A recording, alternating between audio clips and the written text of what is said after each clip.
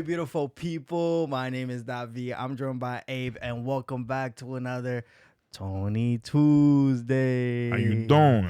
For our viewers and listeners, we hope you guys are doing well. Just a quick heads up, this episode is also available on Apple Podcasts and Spotify, specifically the discussion portion of the show. And if you're looking for an uncut reaction, we have a Patreon. In the link in the description, you'll find a link to our Patreon. And we want to take this time to thank all of our patrons and our subscribers here on YouTube. Thank you so much for your support. And if you're new here, please consider subscribing, liking this video, and also hitting that notification bell.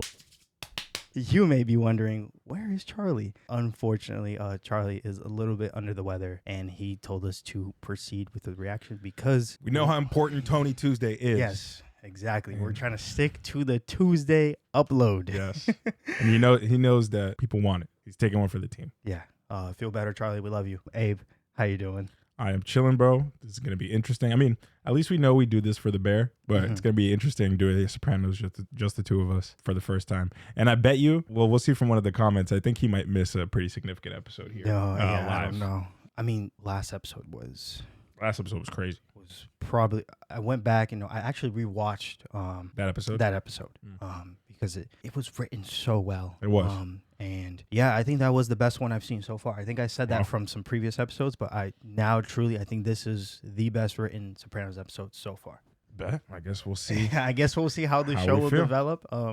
But yeah, that was incredible. All right, get right into the comments. But before we get into the episode, yes, the comments.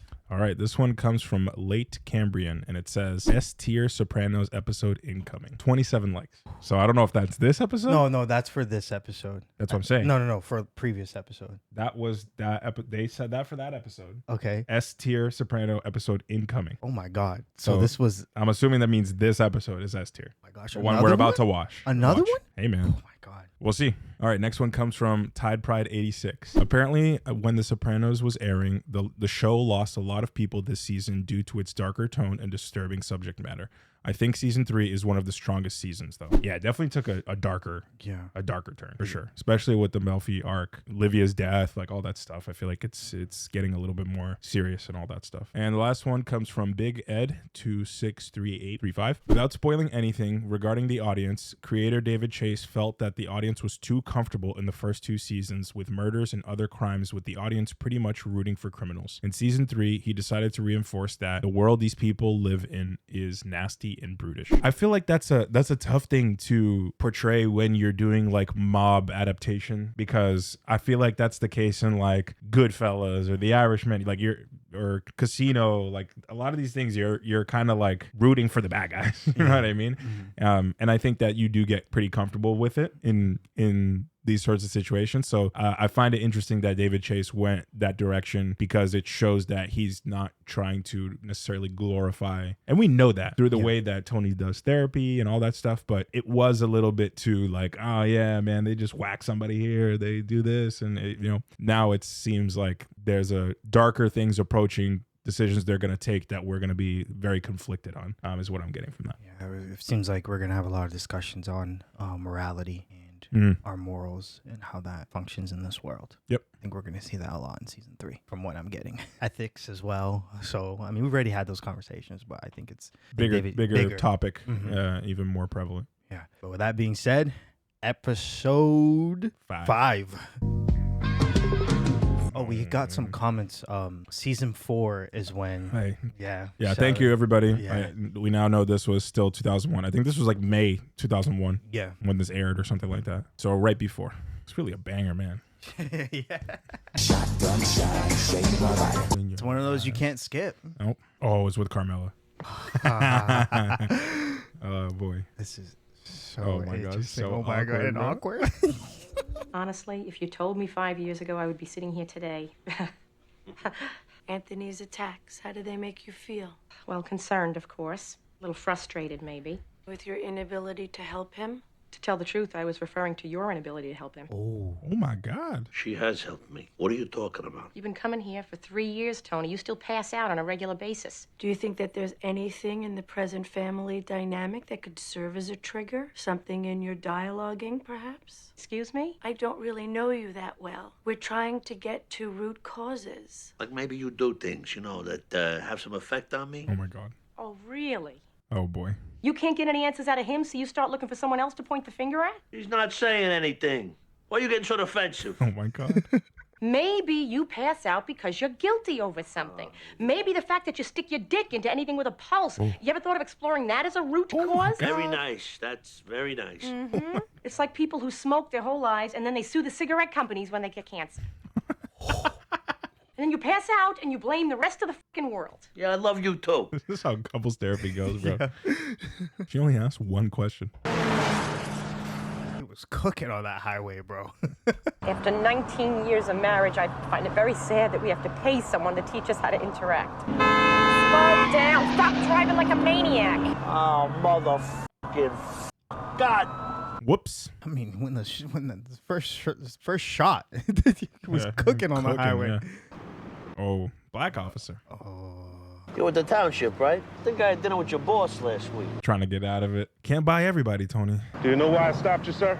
Yeah, I do. I'll tell you what. Why don't you and your wife have dinner? I'm me, and you can tell her about it. You offering me a bribe, sir? Of course not. You gotta relax a little. Would you shut the engine, please, sir? Just out of curiosity. What happens if I don't feel like shutting the engine? Bro, he's really pushing his luck here. Like, why? It's the power that he has, or he feels like he has. He needs to exert. Yeah. You believe this shit? This fucking smoke's actually rating me up. Stay in the car, Tony. Affirmative action cocksucker. Yo. Oh my God. I just stopped laughing at Tony's racism, but it just like, he blurts it out and I can't help it. Every time I hear your machine, there's some new motherfucker on it. You shouldn't be listening to my machine, loser. Shut your mouth. You think you could give me a ride up to the point? Get back here, Tina. Eat shit, asshole! Look, why don't you just go with them? Come on, can't you just take me? Oh no. Oh boy. Sir, it's all about a liquor store. Stop! God, he didn't do anything! Come on, you wanna f*** Do anything! Oh my. Stop! Get back in the f***ing car. He didn't do anything! Get in the car. He didn't do Get anything! in the f***ing car now. Brian. He's dead, bro. There's Yeah, no, way. he's He was bludgeoned. That's crazy. Oh, he's not dead? Bro, I swear to God, these damn Sopranos characters, they don't die easy. They really don't. they're superheroes, bro. Deadass. How's he doing? I talked to him before. I think he squeezed my hand, but He's gonna be a vegetable, Tony. He's gonna be fine. Well, look at the bright side. Wasn't that smart to begin with? Oh my. Ralph, shut up. I want this cocksucker to bleed from his ass, Skipper. you got it. Just say the word. My fucking pleasure. Why don't you go grab us some coffee? Come on, are you kidding? Better yet, go to the ear, nose, and throat department. Get your hearing checked. Yeah, Jackie Jr. be trying to act like big and all that. He's like not even officially part of the family like that yet. Obviously, you told the cops you don't know who did this. I'm upset, but please, I had to keep my mouth shut. Unless, of course, there's a slimy sandwich around. The f is wrong with you? Yo, Ralph is crazy, bro. There's no beef between your brother and Mustang Sally. Didn't owe him any money, nothing like that. No, nothing. Now, this kid's a whack job. Meadowlands last year, remember? Threw a hot dog vendor off the second mezzanine. Jesus. Too many fucking onions, some shit. Everyone's picking at him, bro. Just looking over him. That's crazy. Kind of hilarious, I'm not gonna lie. This is the word of the Lord. We haven't seen Father Freaky in a hot minute. I'm going to check out the hearse. I'm just look at the hearse. All right, keep it in your pants, Father Freaky. I'll see you out it. Wait, Tony's looking at him. See you, Father. Hey, come here. Why'd you tell me your old man was coming? He wanted to surprise you. I come up to see the grandkids, you know, and my doctor's here. Yeah, Bobby said you weren't feeling too good. How you doing? I'm gonna bring the car around. I'm sorry about your uncle. Well, actually, Febby was Carmelo's uncle. Okay. 94 pounds when he died, Carmen's mom was saying. 94. Oh my God. I don't know a single adult person that is not under 100 pounds. That's crazy. Mustang Sally and Tile. He did a Lee Trevino for guys' heads. Little prick is my godson in name only. I only stood up as a favor to his father. Well, I'm just saying, because this isn't the first time. You do whatever you gotta do. All right, just so you heard it from me. Bobby, what are you kidding me? It's been a huge help with my uncle. That one don't need any help. We're out of the jail on the fucking medical. That's right, we're talking about you, you cagey. It's really sick. That cough. What do you want? Smoke those camel scissors in short pants. Lung cancer? Oh, bun on. Another toothpick. What the hell kind of way is that to talk about a sick person? That's a Is he all right? Hmm? Uncle Junior, the way they were looking at him, seemed concerned. We said we'd save the Barola for a big night. Check out these numbers. I knew we were busy. Not bad, eh? You know, I think I'm gonna pass on the wine tonight. A night like this, you're gonna make me drink alone? What is it? You okay? You know I love it here, and you are such a great boss. Christopher doesn't want me working anymore. Please don't be mad. No, I'm not mad at all. You know how he is. But you think I want to be stuck in this prison? No, I really wanted to give you notice. I was supposed to tell you 2 weeks ago. But is it all right if tonight's my last night? Wow, like that? It's rough. Oh. Guess I'll get Charmaine to cover. Thank you. Yeah, what is he gonna say? Yeah. Kind of another example of him like always bending at the will of the mob. That's good, yeah. But I mean, like, you're right. Like, what is he gonna do? He can't say no. No, he can't say anything. See, bro, he's not all right. You're not gonna jump me? What? I'm open here. I'll have to king you. But I don't want to play. Hmm. What's with you all day, gloomy Gus? My father. He's a tough man. He'll beat the fucking thing. It's not the cancer, it's Tony. He okayed my dad to do the hit on Mustang Sally. Well, the prick put that spatafori kid in a coma. Fuck Sally. I'm worried about my father. He can't do this. Been retired for 7 years. His dad's gonna do the hit? He's over the other night. I had to help him off the toilet. He's so weak. You shut the up with the toilets. All this goddamn morbidity. You know I never ask you for anything. You could tell Tony I'll do it myself if he wants. What he wants. I'm still the boss of this family. Mm. Stop your crying. I'll tell him. Oh, man, Bacala's okay with this. What do you give a shit anyway? What is it with you and these power trips? It has to be the old man, huh? There's no other way? There's a million other ways. But this one will work. And it was Gigi's idea. I'm not cutting his fucking balls off. Oh, man, Bacala's his godfather. He can get close without arousing suspicion. Still doesn't sit right. He's done it 1,000 times. He's a sick old man. Good. Give him something to live for. Oh my God. Okay, now I can see where some of these comments were coming from. It's getting real dark. Wait a minute. He's hammered. Oh my God. Who let this one in here? Oh, Wolfgang Fuckface. The man who stole her away. Oh boy. What the heck? Adriana, she gave her notice. I'm trying to figure out why he's so hurt about it. Help yourself. I think it's a control thing. Like he doesn't feel like he has control over stuff. You better be good tonight, girl. You cocksucker. No wonder the food sucks. You're supposed to cook with the wine, Artie. Best hostess I ever had. Probably because she probably good at her job. Mm-hmm. Maybe that's why people were coming back to the restaurant. Good business. Feels like he's gonna be on a power trip. No. I'm you. I hire a food taster. You don't want to fuck with a chef, my friend. What? Oh my You God. think you're the only one who knows how to swing a meat cleaver? Fuck you. Artie. I'm kidding, huh? You want to try cooking with one fucking eye? Yeah, I knew he was gonna. I knew he was gonna lose his temper. Now! Sorry, that was really funny. He smacked it like a little kid. He acted like a little kid. But so is Artie. Yeah.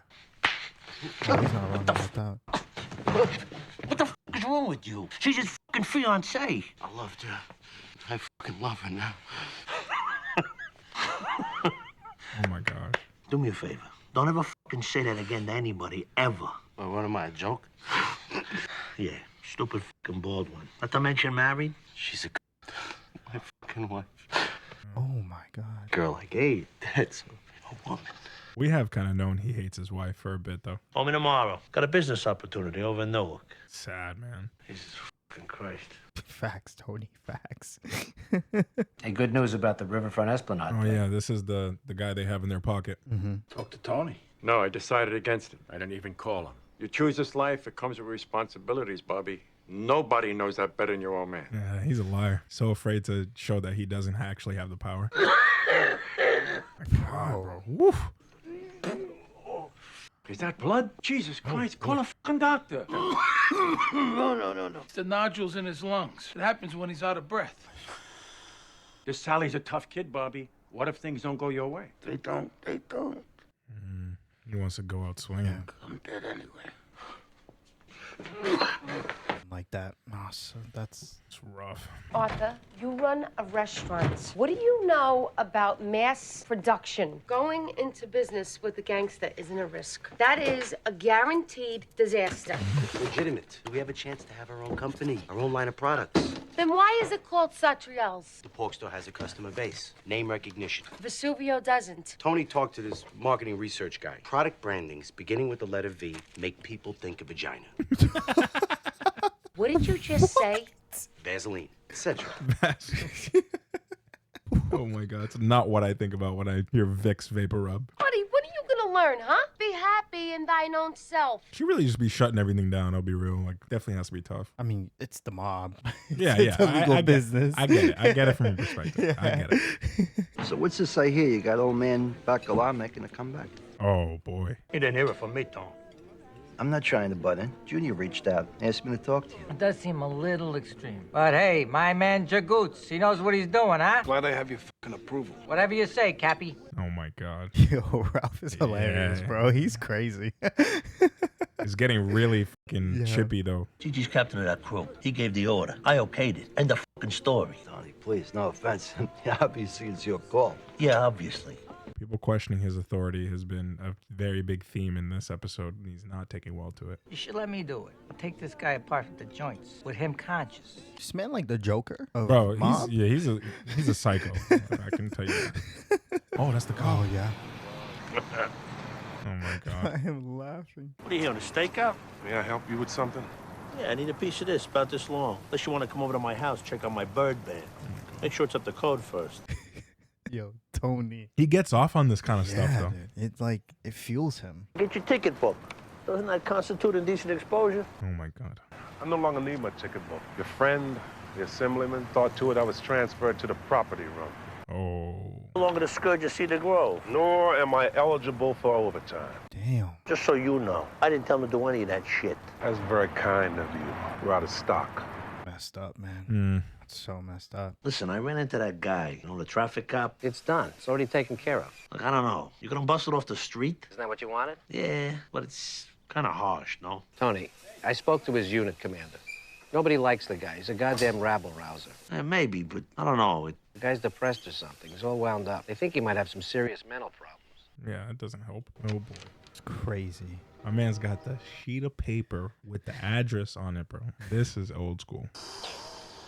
What was he lying about? Oh, it's two people there. Oh, it's no. rough. Uncle Bobby, thank God. Thanks for coming. He's gonna die in this thing, dude. Yeah. I have a bad feeling This is about gonna this. be. You put that kid in a fucking coma, Sal. For what? Talking to some Bhutan? I know I was wrong. I'm sorry. Anything, whatever Tony Soprano wants me to do. Take it easy. I got your pass. Thank you so fucking much. Tell Tony it will never happen again, I swear. Or if it does, I'll at least yell 4 next time, huh? I'm sorry. I shouldn't make jokes. Give me a glass of water. Oh, boy. Oh, you want ice? No. Let the water run, though. Make sure it's cold. Are you all right? I'm fine. Crazy how this is kind of the moment he's like stopped coughing. What do you think? Should I visit him or is that too fucked up? Yeah, I think you should go see him. Maybe I should send him something. Some flowers or some shit. Oh, what the f? Oh, it didn't go. Oh, my God. I knew this was gonna go bad.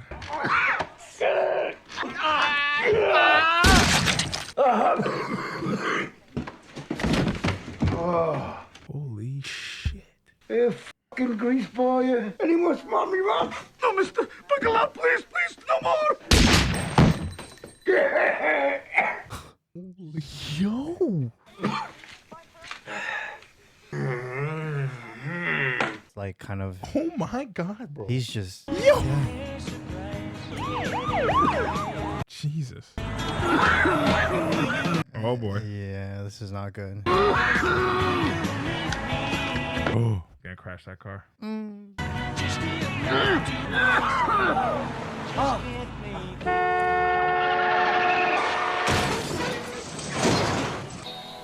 That's it. All the fucking luck. I told him he shouldn't do it. So what did they say? What was the cause of death? Was it the cancer or the accident? How advanced was the metastasis anyway? All due respect, Junior. What do you care about the details? All this technical shit. Yeah, why does he care? He was a good man, your father. We kind of saw this coming, though. Yeah. Motherfucker! God damn it! Dirty bastard! Jesus. Customer says goodnight, you barely look up. I said it low. I don't know what your problem is, but you've had a hair across your ass all week. Oh, boy. Oh, this is not gonna go well. What, are you still pissed because I told you couldn't go into business with Tony? Don't tell me fucking anything, Charmaine. For your information, I'm going into business with Tony. If you do this, Artie, if you choose Tony over me... What? What are you gonna do, divorce me? Is that what you want, Artie? What? Well, what'd I say? This marriage is over, Arthur. Good, it's about And you're not getting the kids either. Good for business. Yeah, get a divorce in the middle of the restaurant. It's a whole Broadway show, you know. Look who's here. You volunteered to mow your Slim lawn. Shady. No, I didn't. The chain, bro. Look how long that fucking chain is, bro. On the jeans. On the jeans. Yeah. Anthony, be a good boy, huh? Wait outside. I need to talk to your father. Tell you right now, this is about old man Bacalao. I want to fucking hear it. I have cancer. See. I knew it. There was some, yeah. That's why he was asking about the details, yeah. Yeah, what? Cancer. The big casino. Jesus Christ, when'd you find this out? Blood in my stool. Had my first test the day before your mother's funeral. That's why you've been acting so fucking weird? What is it? Where is it? Is it in your colon or? My stomach. Oh, Jesus Christ, Uncle Joe. They say how bad? They won't know until they open me up. I go in 2 weeks. This has to stay between us, Anthony. Yeah, of course. First Jackie with cancer, then Febby. Old man Bacala had it, but now you'll get me help. These things come in threes. Is that why you didn't want the old man to make the hit? What'd you think? If he died of cancer, he was going to take your place? Oh, my God. Oh, Jesus Christ. He's really superstitious. Promise me that you'll dumb me up about this. Yeah, all right. You're sick. People look at you different. They treat you like a non-entity. You can't talk about this with anybody. Yeah. Yeah, of course. Hello? Uncle June's got cancer. Bro. Oh, my God. Yo, you got to tell the person who blabs the most. He goes to Janet. Oh, my God. Seems like yesterday, Papa and emphysema. Uncle June, another toothpick? Hey, Jane, come on, a little respect, huh? I'm sorry, it's just what Ma used to say. These old timers. I guess the more hard-ass their attitude, the more they could suppress their feelings. I think it's the illusion of control. Control? You say like the most horrible shit you can think of in the face of tragedy. It's like you're saying to God, see, you don't fool me out, so I know what you're planning. I've really been coming to know Christ. He's trying not to laugh. Oh my gosh. What happened to Sal Bombenciero, Tom? Oh my gosh. With his protection. Bro, this episode's crazy. Yo, it's very emotional, but heavy. Yeah. Very heavy. And tonight is love and feeling. I long for your kiss. Go on, go on. I mean, it's vibing. Her bike was stolen from outside the library 2 weeks ago. Did you lock it up? He used bolt cutters. Some black guy from the neighborhood. One of the other kids saw. His face, bro. He's like, What? Did I say anything? oh my God. Yo. I can't, bro. Yo. Nah. He's taking like Black guy. Imagine great that. satisfaction. Tony. It's just, you know, I'm not listening to this shit. what is it, my fault? You're twice as likely to be robbed by a black? That is so fucking racist. Happens to be a fact. Oh, from who? David Duke? Wait, why are you talking about this in the basement? I don't think they're in the basement. But the lamp. That's right. It's on battery backup. Oh, they brought it upstairs. An economic issue, not a racial one. White or African American, you're more likely to steal if you're in a lower income bracket, which most African Americans are. This is what I've been trying to tell you all along. You stay with your own people. Wait a second. Where are you going with that lamp? I'm taking it. The halogen Nana gave me gives me a headache.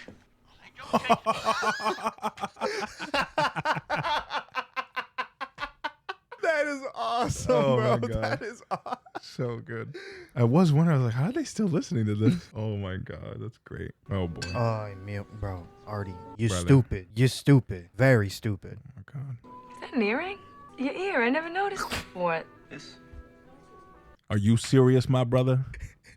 Yeah, that brother's starving. Yeah, that brother's starving. That brother's starving. I'm glad he didn't make you cancel tonight. He don't know about tonight. He thinks I'm with Cindy. Oh my God. I'm gonna miss you, Abe. Oh, I'm gonna miss you too, Artie. Charmaine, the bus boys. Okay, okay, yeah, she's very uncomfortable. Okay. Well, what's wrong? Charmaine and me, we're gonna try to part for a little while. Oh my God, Artie, are you okay? The kids? For the best. Hey, did I tell you I'm gonna go and do business with Tony? Like a restaurant? Satriali Foods. Sauce, taral, ravioli. That's great. Congratulations. Oh, you changed your mind about the marriage thing. There's always room on my staff for a bright, sexy vice president. Oh boy. This man's having a midlife crisis. It's a big step. Marriage. You sure you're ready? Yeah, I'm sure. You know what the ladies' room is? Yeah, I think it's, She's gonna dip. Yeah, she's leaving. No. Yeah, took her purse. 100%. What is that? It's huge. Maron. So I got a call from Eddie Vole at the PBA. Your friend the cop? He's bitching about losing his overtime. He's got some black officer squad looking into his case. He's gonna change his mind completely. If you want, I can get it squashed. Get him reassigned. No. You know what? Fuck him. Yeah, I knew it. Cocksucker got what he deserved. Oh my God. The Tony Soprano wiretap has been neutralized. What do you mean? This episode has everything, bro. Oh my God. Crazy. What are you doing? You're not ready? I'm not going. Oh, it's the funeral. They gave you permission. It's my father's funeral, Junior. You hear me? I don't feel up to snuff. I take this as a personal insult. What do you think? I don't give a shit? What am I supposed to think? You're selfish. I can't go because I'm sick. I have cancer. Cancer? Oh, my God. Real Weisenheimer. Now, how do you feel? Junior, I'm sorry. I don't know what to say. Yeah, all right. My father, now you. What the is happening? Including tax and delivery, it comes $897.20. Oh boy. Make sure it gets to my house in one piece. Come on. Wow. I'll say if that was the S tier episode they were referring to, I get it. Get it? Yeah. That episode was crazy. There's a lot. There's a lot to There's unpack a lot. there. Oh my gosh. Oh my God. Yo. There's a lot to unpack in this thing. Like, you got like midlife crisis. Yep. End of life crisis. End of life crisis. Yep. Racism. That's been prevalent for a hot minute now. The wiretapping stuff. Yeah. What else? It's like this struggle for control and power and the feeling of it. The power trip. Yeah. Corruption always. Yep. We had corruption take place. All in an hour. Like this was crazy. Yeah, this was episode was nuts. I don't. Whoa. But all right. Let's start with what's his name? Bacala. Yeah, old man Bacala. Old man Bacala. Yep. And or Bobby Senior. Yeah, Bobby Senior. What we're bringing up the morality again. Mhm. It's brought up in this episode. Yeah, where it's a man who says that he's lived his life. Mhm. He's accepted the fate of his life, and he said, you know what, I want to go out with a bang. Mhm. And I just want to feel like how the old times were. Mm. I'm just wondering what's your perspective with that, and how would you feel? Yeah, it's weird because I think Being now, Bobby, like for example. Yeah, I think the way that this season is playing out is like we're really digging into like the gray area and the of morality here, because like you have regular people's morals and values, and then you have like values and morals within the mob, and even then there's like a lot of gray area because this whole situation, they need to take care of this guy because he put somebody in a coma that has friends, has connections with the mob, everything. And the only way to do this, and the way to do this right, is to have old man Bacala, because he's the only one who won't arouse suspicion. And that's Tony's thing. He's all for it. Like, all for it. I'm down. Yeah, I'm down.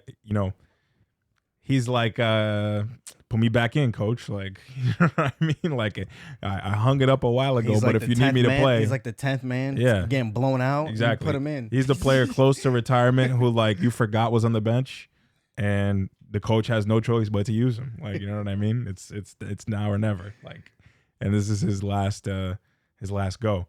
So it's weird because, like, there's a lot of different motivations at play. Obviously, like, it feels cruel.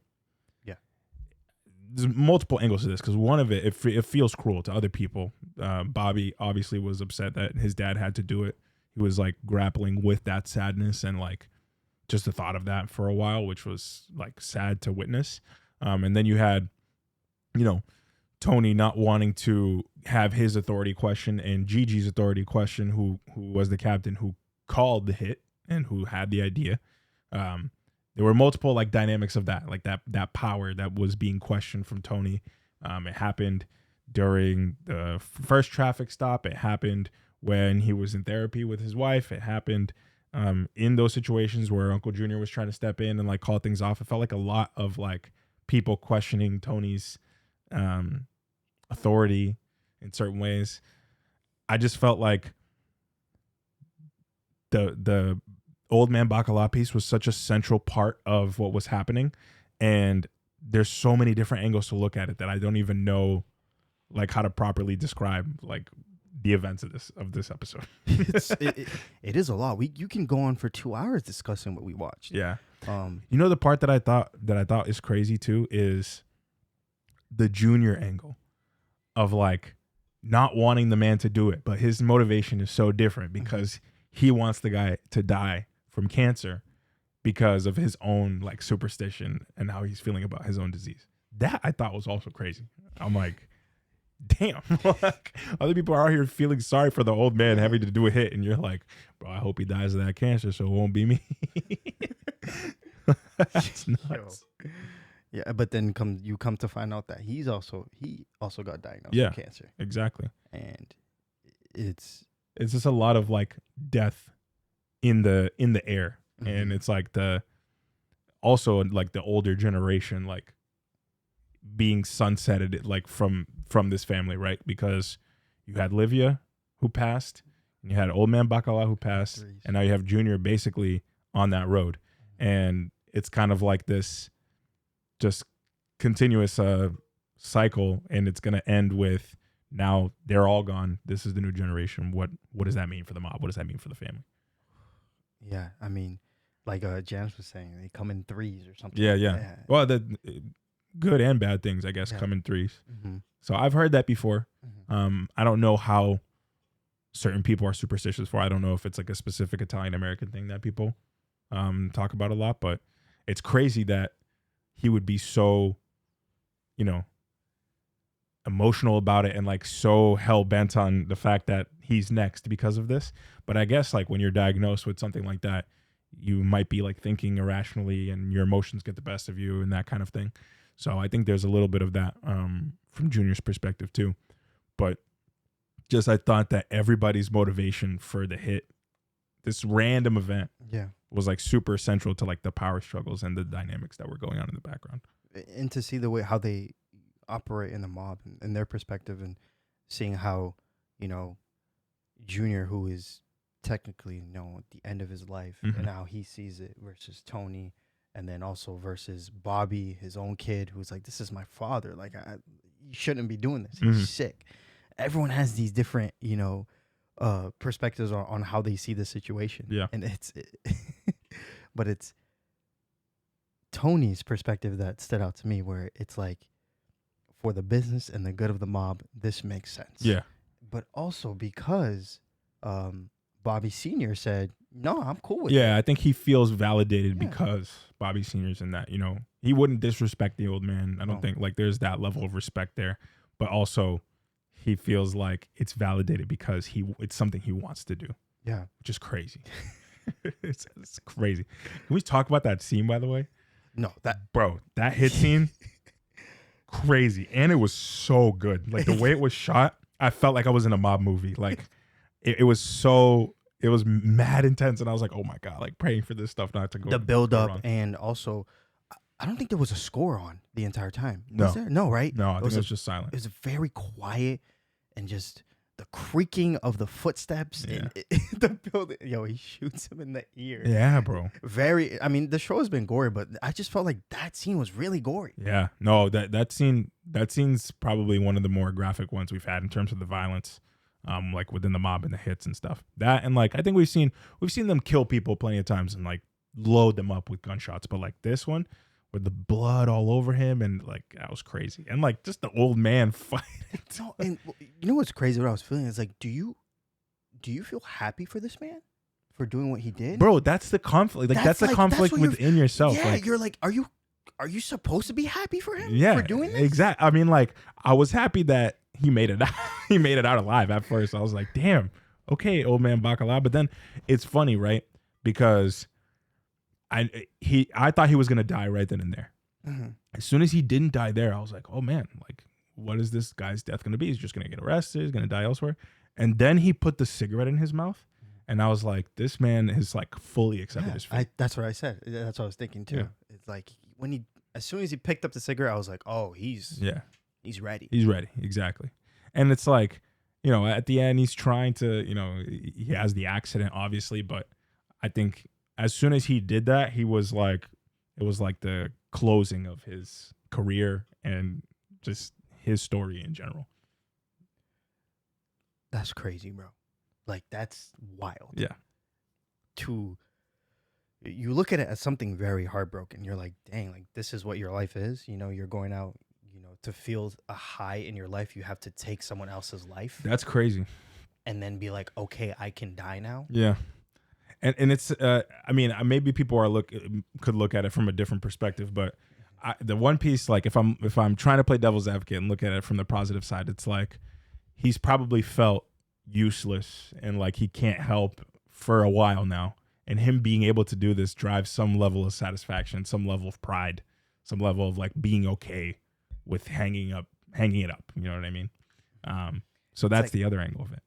It's crazy. It's like a jersey retirement. Yeah.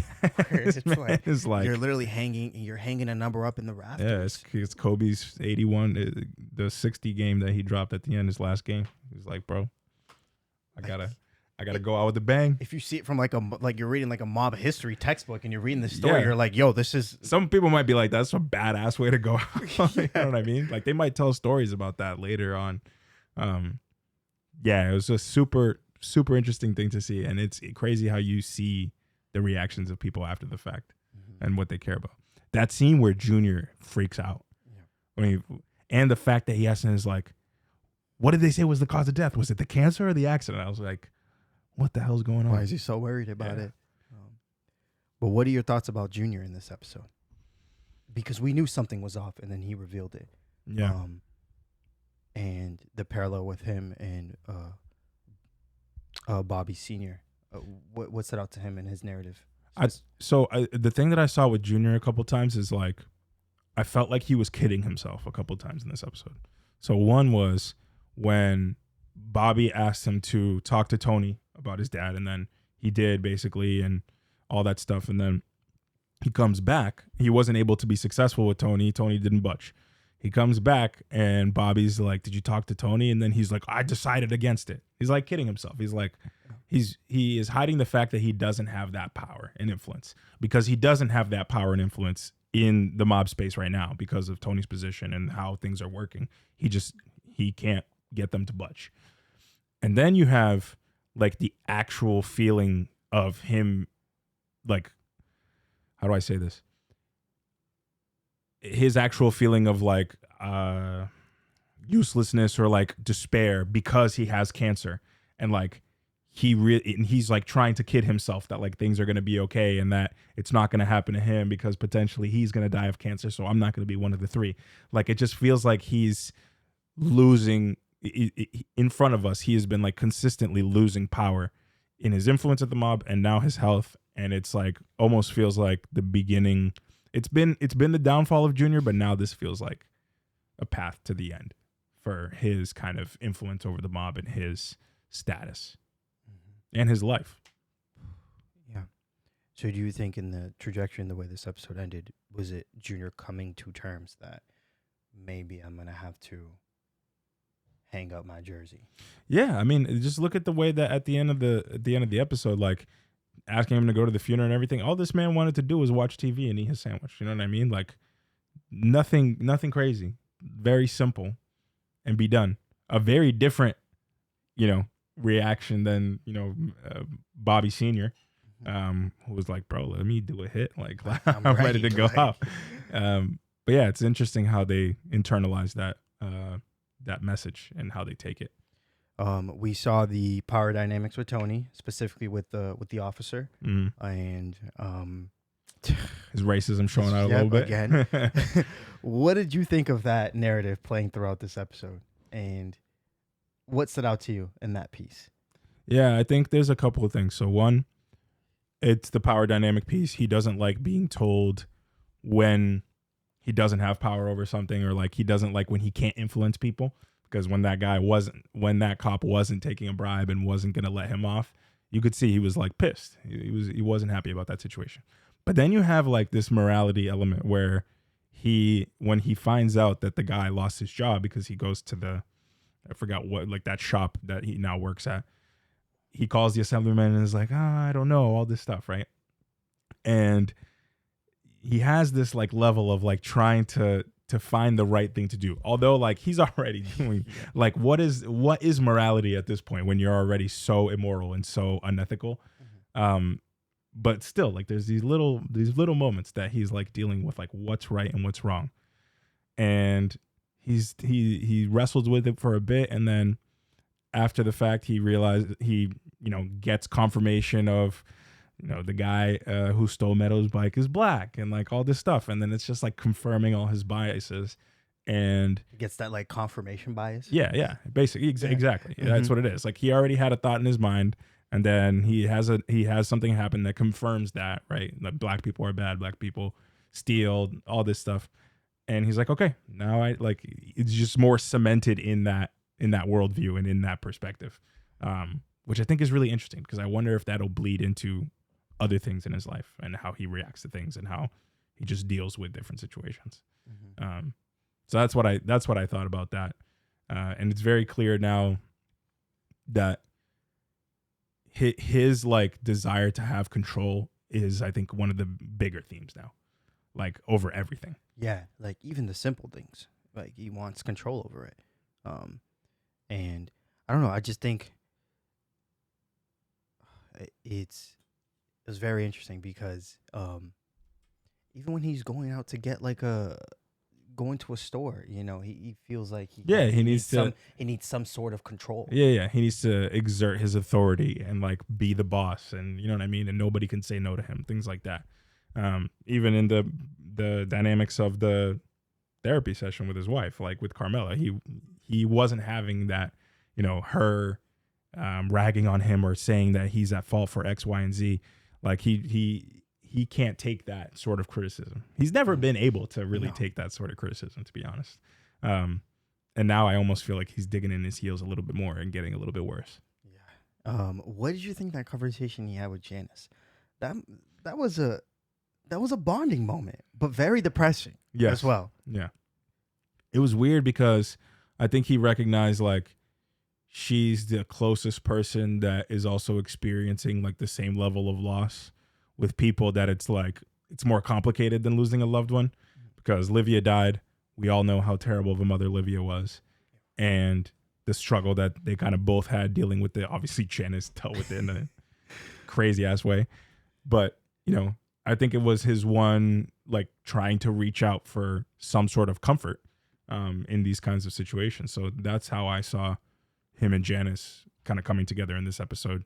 And then him realizing, Janice is bringing up these, religious things, and she's saying like she's found Christ. Can I pray for you? And Yeah, can I pray for you? laughing. And yeah, his man's like basically laughing. I think that he doesn't, it almost feels like he's accepting that like nothing in the world can like actually help him or like actually take away pain or depression or anything like that. And that's why I think he's like kind of laughing at Janice. Also because like in general, he shrugs Janice off. He doesn't think she's the most intelligent person. But now, do you think he was taking that conversation seriously?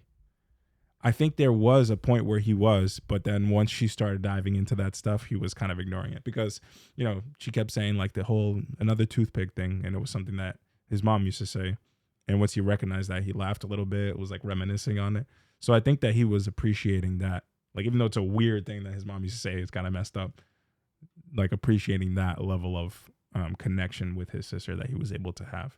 And then once she started to try to like fix things for him or like say, there's a better way to deal with these feelings or let me pray for you. And then he was like, I'm out. Like, I know there's nothing in this life that can actually take away the pain. And the wire has been neutralized. So funny. We're going to see another stakeout episode. They're going to put something else in the basement. I don't know. But we also saw Artie's midlife crisis. Oh my God, this man. That was nuts. That brother was starving. Brother was hungry. And it seemed, well, we knew from the first season where we met Artie and his dynamic with his wife, with Charmaine, that Charmaine is very upset that he gets involved with Tony, and rightfully so. He's in the mob, like they're doing illegal business. Yep. And you can definitely see that that's definitely caused a rift in their relationship. Yep. And got to the point where he was looking at other women, Adriana, and it got to that. As everybody does. Yeah. Facts. He's not the only one. No, he's not. Everyone is a lot of, yep. Even the cops, bro. Remember Even the feds doing the stakeout. Yeah, they're doing the stakeout of the tennis thing. Crazy. Yeah. Go ahead. Sorry. But what is significant about Artie's character with this? It's interesting because I even have a bias of like when I was reacting to watching this and I was like, damn, Charmaine sucks, bro. Like she sucks. But then you pointed out like she has a reason for the way that she acts and the way like all the stuff she pushes back on is because of the mob and Tony. We root so much for the mob and Tony that we almost see Charmaine as evil or like a bad person, but she's not. Like she's actually, she has morals. She has values that she wants to draw a boundary between like the mob and getting involved with them. And that's where it feels like all of the conflict in their relationship stems from. Like we see them fight mostly about that kind of thing. Yeah. And it's very interesting to me that, Adriana specifically, because she is someone who's accepting of that lifestyle through Christopher. And very clearly Charmaine is not. And to me, it was like, it made perfect sense of like why he wants to do this, because he has a lot of moral quandaries too. And it's been a while for him to, get past some of those things. And he found out that Tony set fire to the restaurant, like getting over that stuff. Now I think he's like almost like giving himself in and not obviously being fully in with the mob, but like caring less and less about it. And in that journey, I think he was realizing like, if I want to go deeper in this, I want to take advantage of the opportunities. Charmaine can't be here because it never works. And that's also why I think Adriana was the focus for him. But also because like man's in a midlife crisis. He's looking for the young, fine. Like, I need a real woman. Yeah, exactly. But I think it's again, like the real woman thing is, obviously she's beautiful and all this stuff and everybody loves her. But again, she's a woman who is accepting of that lifestyle and knows that and wouldn't bust his balls if he were to go into business with Tony and all that stuff. But then again, like that's not love. That's not real love. Like, and I think he's struggling with that because Charmaine was doing these things and telling him not to do it, like looking at it now out of love. And if he didn't see it that way, I think he's going to continue to fall into some pretty negative habits. Yeah, man, bro, I was wearing earrings, bro. Yo, that's hilarious, bro.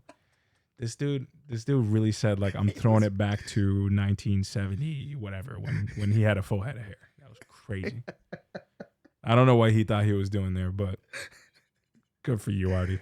Go put yourself out there. That was nuts. That was, oh my God. Ralph is a psycho. Yes. And I think one thing that just fascinates about me is just how psycho he is. The man has no filter. No. He's in the middle of the restaurant and he's just screaming. Yeah. He's like, nah, yeah, we'll take him down. I'll take him down for you. It's like you're in a restaurant. Yeah. I mean, again, it's a mob. It's probably a mob restaurant, hangout, right? Yeah. I mean, I think the thing with Ralphie too is another power dynamic, because I think what I'm understanding from previous episodes is that Gigi was made captain over Ralphie.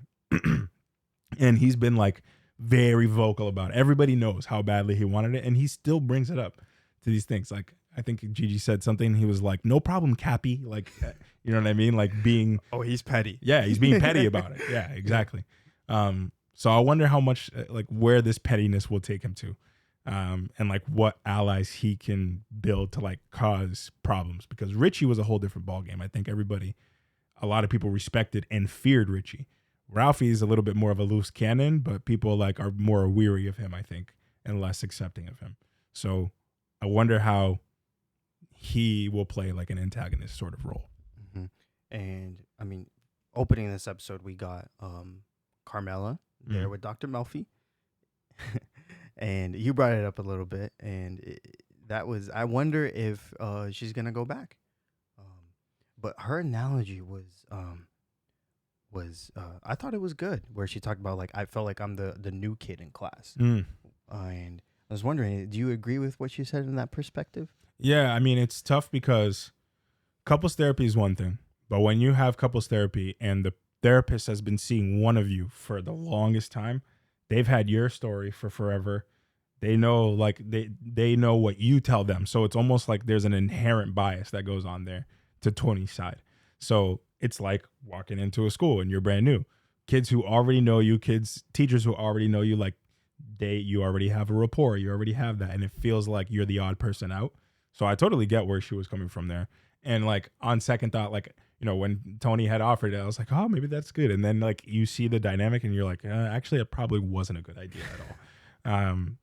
Just because, I mean, she's going to already come in with that bias also. You know what I mean? Like she's coming in like they're against me. And I think it's not a right mindset no matter what. No. And also in the culture too.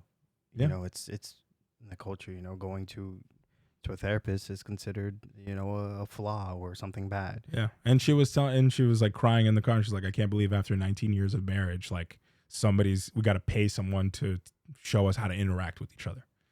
And that's tough, but I mean, that's real. Sometimes that's how it goes. But if neither of them are able to like respect each other, obviously it's not going to work out. Yeah.